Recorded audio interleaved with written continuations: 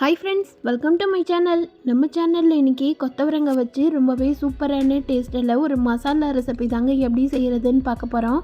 கொத்தவரங்காயில் பொரியல் கூட்டு எல்லாமே செய்து நம்ம சேனலில் அப்லோட் பண்ணியிருக்கோம். இது வந்து புது மாதிரியான மசாலா செய்திருக்கிறோம். டேஸ்ட் அவ்வளவு அருமையாக இருக்கும். இட்லி, தோசை, சப்பாத்தி, சாதம் கூட சாப்பிட்றதுக்கு ரொம்பவே அருமையான காம்பினேஷனுங்க. வாங்க இதை எப்படி செய்கிறதுன்னு பார்க்கலாம். இது செய்கிறதுக்கு ஒரு 400 கிராம் அளவு கொத்தவரங்காவை வாங்கி சுத்தம் பண்ணிவிட்டு இந்த மாதிரி கொஞ்சம் பெரிய பெரிய சைஸில் கட் பண்ணிக்கோங்க. பொரியலுக்கு கட் பண்ணுற மாதிரி பொடி பொடியாக கட் பண்ணிங்கன்னா நம்ம குக்கரில் வேக வைக்கும்போது ஒரு சில நேரம் காய் குழையிறதுக்கு சான்ஸ் இருக்குது. அதனால் கொஞ்சம் நீளமாக பெருசாகவே கட் பண்ணிக்கோங்க. வேலையும் சட்டுன்னு முடிஞ்சிடும். இப்போ நறுக்கின காய் எல்லாத்தையும் குக்கரில் சேர்த்துட்டு இது கூட 1 ஸ்பூன் அளவு மஞ்சத்தூளும் காய்க்கு தேவையான அளவு உப்பும் சேர்த்துடலாம். சேர்த்துட்டு காய் வேகிறதுக்கு தேவையான அளவு தண்ணி சேர்த்துக்கலாம். தண்ணியோட அளவு ஜாஸ்தியாக இல்லாமல் பார்த்துக்கோங்க. ஒரு 1/2 டம்ளர்லேருந்து 3/4 டம்ளர் அளவு மட்டும் தண்ணி சேர்த்துட்டு குக்கரில் ஹை ஃப்ளேமில் ஒரு 2 விசில் மட்டும் வச்சு எடுத்திங்கனாலே போதும். காய் சூப்பராக வந்துருங்க. நீங்கள் கடையில் வேக வைக்கிறத விட குக்கரில் வேக வச்சு எடுத்திங்கன்னா காயோட சத்தும் போகாது, அதே நேரம் வேலையும் சட்டுன்னு முடிஞ்சிடும். காயும் ரொம்ப ஈஸியாக வந்துருங்க. ரொம்பவே குயிக்காக வேலை முடிஞ்சிடும். இப்போ பாருங்கள், காய் வெந்துருச்சான்னு சொல்லி செக் பண்ணுறதுக்கு கையில் எடுத்து லைட்டாக கிள்ளி பார்த்திங்கனாலே தெரியும் காய் எந்த அளவுக்கு நல்லா பிரிஞ்சு வருதுன்னு. இந்த மாதிரி சாஃப்டாக இருந்தால் தான் இந்த கூட்டுக்கு டேஸ்ட்டாக இருக்கும். அது ஒரு சைடு இருக்கட்டும். இப்போ தாளிப்பு கரண்டியில் 2 ஸ்பூன் அளவு வேர்க்கடலை, பச்சை வேர்க்கடலை எடுத்துருக்கிறேன். அதனால நான் வறுத்துட்டு சேர்த்துருக்குறேன்.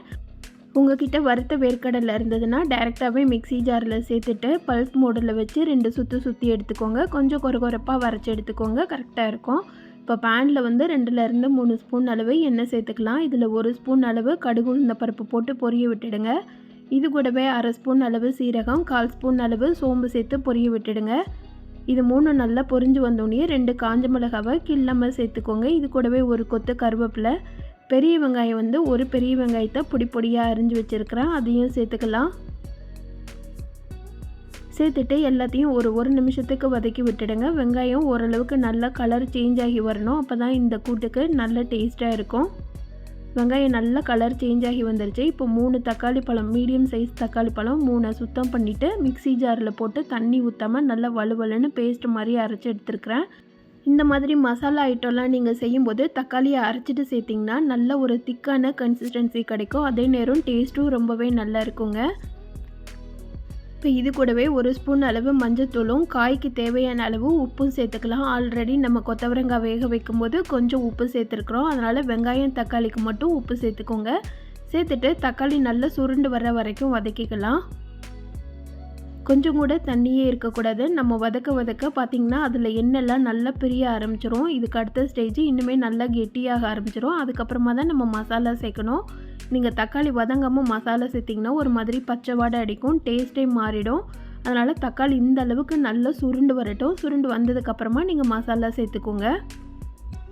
இதுக்கு மசாலான்னு பார்த்தீங்கன்னா எக்ஸ்ட்ராவாக எதுவுமே சேர்க்க தேவையில்லைங்க. வீட்டில் இருக்கிற குழம்பு பொடி சேர்த்தாலே போதும், அவ்வளவு சூப்பரான டேஸ்ட்டாக இருக்கும்.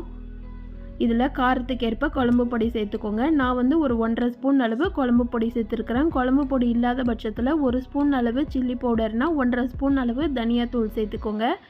எல்லாத்தையும் சேர்த்துட்டு 1 நிமிஷத்துக்கு நல்லா பரட்டி விட்டுடுங்க.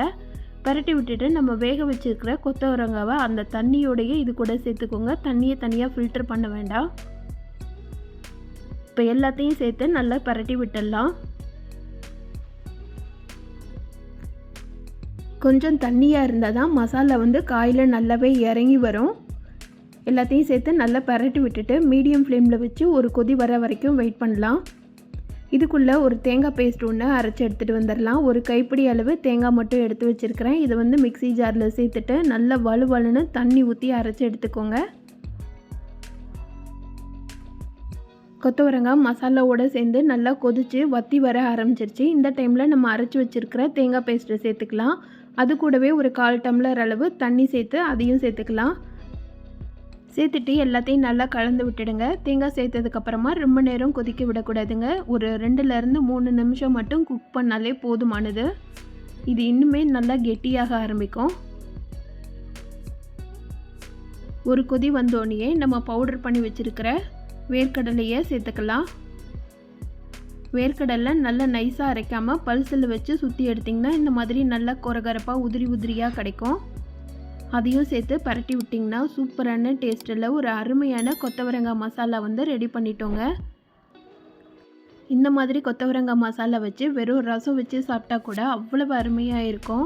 இந்த கொத்தவரங்காய் மசாலா பார்த்திங்கன்னா கன்சீவாக இருக்கிற லேடிஸ்க்கு ரொம்ப ரொம்ப நல்லதுங்க. அடிக்கடி செய்து கொடுங்க, ரொம்பவே நல்லது. இம்யூனிட்டி பவரும் ஜாஸ்தியாக கிடைக்கும். கருவில் இருக்கிற குழந்தைங்க வளர்கிறதுக்கும் ரொம்பவே ஹெல்ப் பண்ணும். இந்த டேஸ்டான ஹெல்த்தியான கொத்தவரங்காய் மசாலாவை நீங்களும் செய்து பாருங்கள். செய்து பார்த்துட்டு எப்படி இருந்துச்சுன்னு சொல்லிட்டு கமெண்ட் பண்ணுங்கள். இந்த வீடியோ பிடிச்சிருந்ததுன்னா இந்த வீடியோவுக்கு லைக் பண்ணி சேனலை சப்ஸ்கிரைப் பண்ணிவிடுங்க. Thank you friends.